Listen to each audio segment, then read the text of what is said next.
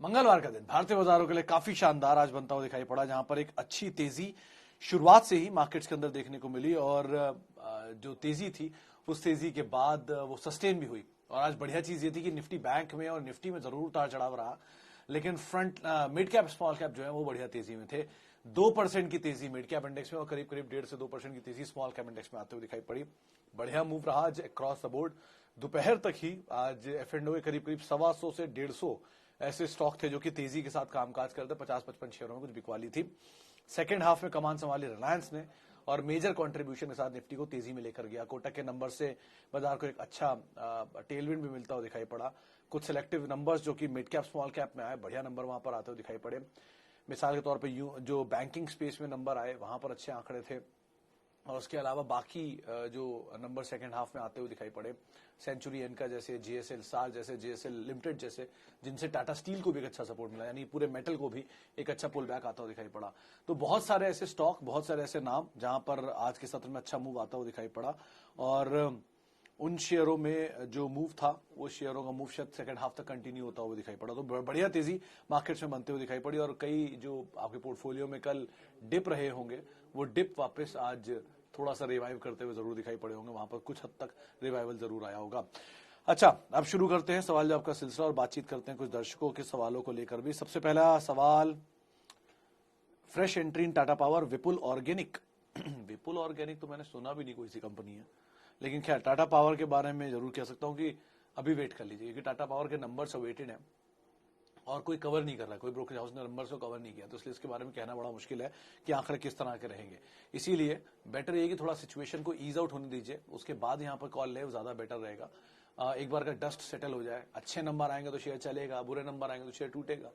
दोनों ही चीजों में दोनों डस्ट सेटल हो जाए उसके बाद आप ले लीजिएगा पोजीशन। मतलब स्टॉक अच्छा है, लोअर लेवल्स पे आप ऐड कर लीजिए, कोई दिक्कत नहीं है, लेकिन जो इवेंट है उसको बीच जाने दीजिए, उसके बाद ज्यादा बेटर रहेगा। अच्छा, मुथूट फाइनेंस, हर्षद साहब, जो लास्ट क्वार्टर तक के नंबर थे वो तो बहुत बढ़िया थे। 2-3 चीजें इसमें बड़ी इंटरेस्टिंग है। पहला, मुथूट फाइनेंस अभी भी 181 टन अपने पास गोल्ड रखता है, जो कि जिसकी एवरेज में वो लोगों को लोन देता है और उस गोल्ड का इस्तेमाल, उस गोल्ड की वैल्यू जो बढ़ती है उससे इनकी एलटीवी जो लोन टू वैल्यू होती है वो एडजस्ट होती रहती है। यूजुअली 70-72% के आसपास की एलटीवी लेकर चलते हैं। मिसाल के तौर पे 100 रुपए का लोन है तो 70-72 रुपए, मतलब 100 रुपए का गोल्ड है तो 70-72 रुपए उस पर देंगे। तो जैसे तो गोल्ड की कीमतें बढ़ती है, इनकी एलटीवी और कम होती चली जाती है। पेमेंट डिफॉल्ट के चांसेस होते नहीं ज्यादा, क्योंकि पेमेंट डिफॉल्ट होगा भी तो गोल्ड इनके पास है। ब्रांच एक्सपैंड कर रहे हैं, साउथ में बहुत बढ़िया इनका नेटवर्क है और नॉर्थ में भी एक्सपैंड कर रहे हैं। ग्रुप भी अच्छा है, बने रहिए, नीचे मिल जाए और ले लीजिए। अच्छा जी, आगे बढ़ते हैं और Devyani international IPO allotted holding period 5 years।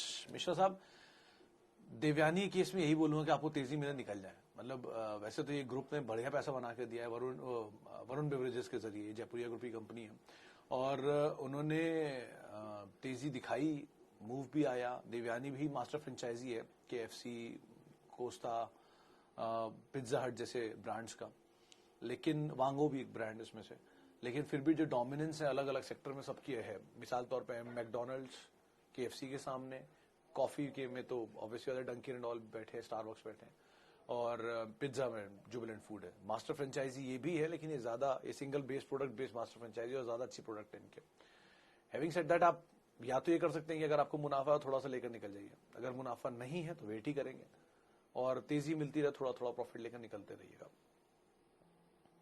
अच्छा जी, आगे बढ़ते हैं और IEX। अमित साहब, आज ही मेरी बात हो रही थी आशीष से, आशीष जो जानकार है उनसे, उनका ये कहना था कि आप IEX में अभी निवेश ना करें, थोड़ा नीचे आ जाए तो आप निवेश करें। सेम IRCTC में भी यहां निवेश ना करें, नीचे मिल जाए तो आप निवेश करें। ये ऑलरेडी एक बढ़िया तेजी देखी है और दोनों में एडजस्टमेंट्स आएंगे अभी।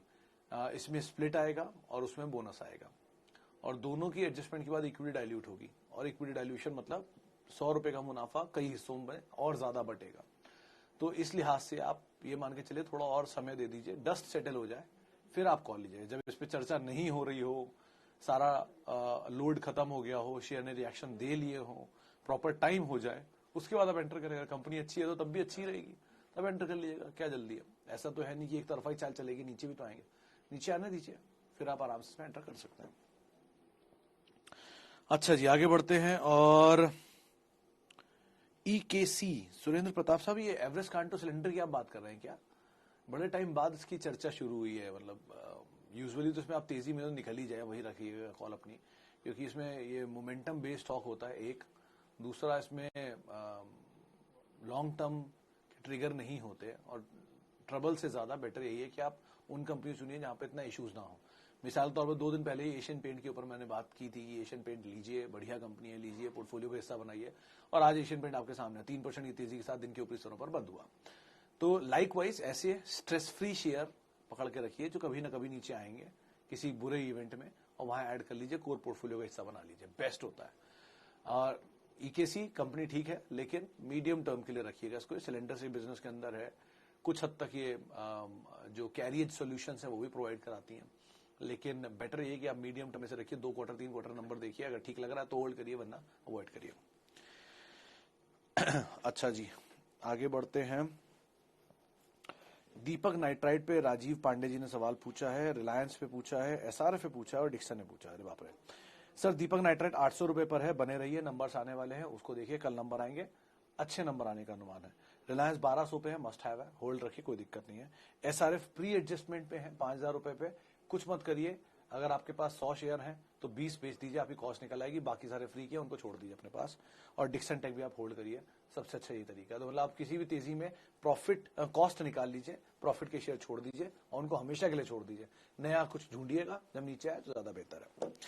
अच्छा, आगे बढ़ते हैं। और IDFC फर्स्ट, सर आज OI के लिहाज से तो काफी ज्यादा बड़ा हुआ था इसमें, OI ओपन इंटरेस्ट जो था डेरिवेटिव साइड पर, लेकिन मीडियम टर्म के लिए रखिएगा, लॉन्ग टर्म के लिए नहीं। प्रॉफिट मिलता चले, थोड़ा थोड़ा ऊपर निकलते रहिएगा। ये बात अलग है कि 57 रुपए तक ये कभी जाता था, 65 रुपए, उसके बाद गया नहीं, तो ये बहुत टाइम से चला नहीं है। जब चलेगा तो शायद थोड़ा ज्यादा चलेगा, लेकिन फिर भी बैंक्स मतलब HDFC, ICICI, एक्सिस, इंडसइंड और कोटक, इन 5 बैंक को देखिए। इसमें सबसे पहला कोटक, इसलिए मतलब HDFC और ICICI बुरा भी नहीं है, ये भी बढ़िया है। कोटक के केस में एक बड़ी इंटरेस्टिंग चीज ये हुई है कि ICICI बैंक और HDFC बैंक की सब्सिडरीज लिस्टेड है, कोटक की कोई सब्सिडरी लिस्टेड नहीं है, और मल्टीपल सब्सिडरीज इसके अंदर आती हैं, और उन्होंने अब तक लिस्ट कराया भी नहीं है इसको। तो अगर आप सब्सिडरीज की ही वैल्यू तलाश लीजिए, ICICI सिक्योरिटीज के सामने या HDFC लाइफ के सामने, तो इनकी सब्सिडरीज की भी तो कुछ वैल्यू होगी। वो वैल्यू अगर उसकी 20% या 30% में, तो भी कोटक भी बहुत हाईली अंडर वैल्यूड है। तो इस लिहाज से आप इन्हें देखिएगा। PSU में SBI।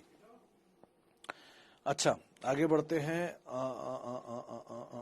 EIL 1000 share 84, MOIL 2000 share 131। कमल साहब, सरकारी कंपनियां दोनों तेजी मिले, बढ़िया मोमेंटम आए, निकल जाइए, इससे ज्यादा इनको होल्ड मत करिएगा। लॉन्ग टर्म के लिए मत सोचिए ना, मीडियम टर्म के लिए ना सोचिएगा, तेजी मिलती रहे, निकलते रहे, इसमें कोई प्रॉब्लम नहीं है। कंपनियां दोनों ठीक है, EIL भी अच्छी इंजीनियरिंग कंपनी है और MOIL भी ठीक ठाक कंपनी है।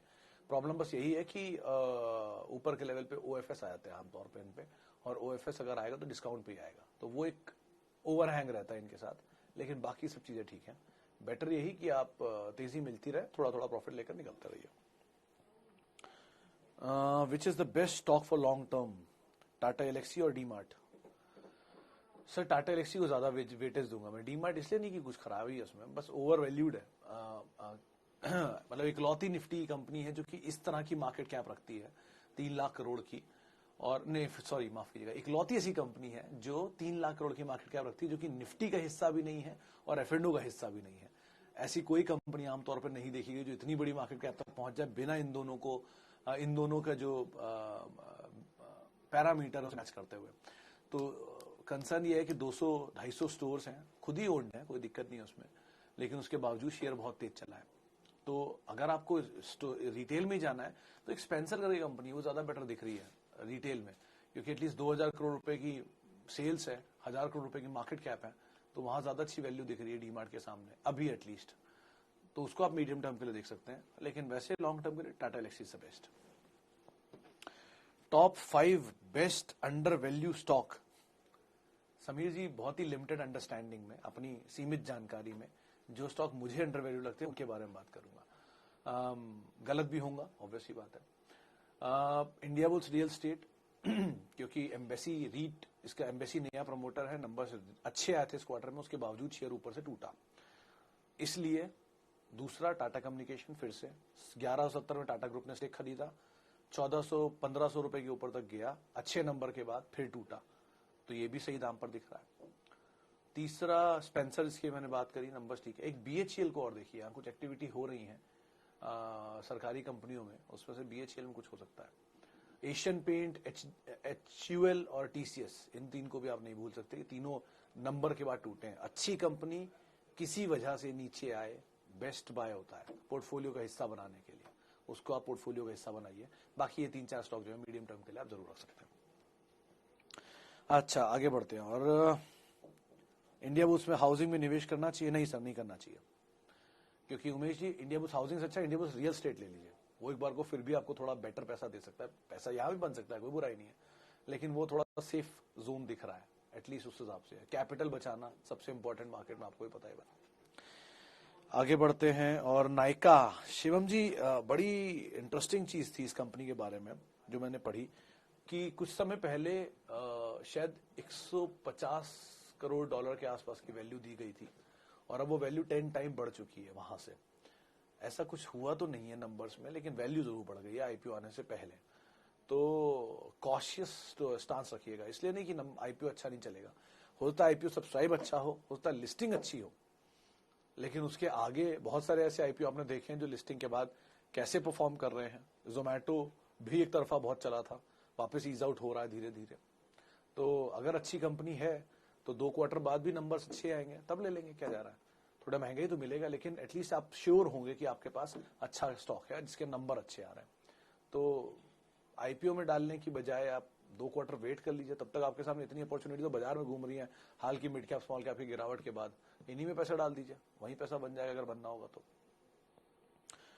NBCC 10,000 share hold sell, dividend paying company. Rajiv साहब, अगर एनबीसीसी के बारे में आपने थोड़ी बहुत ही पढ़ाई की होगी तो आप खुद ही देखेंगे इसका डिविडेंड कितना आता है।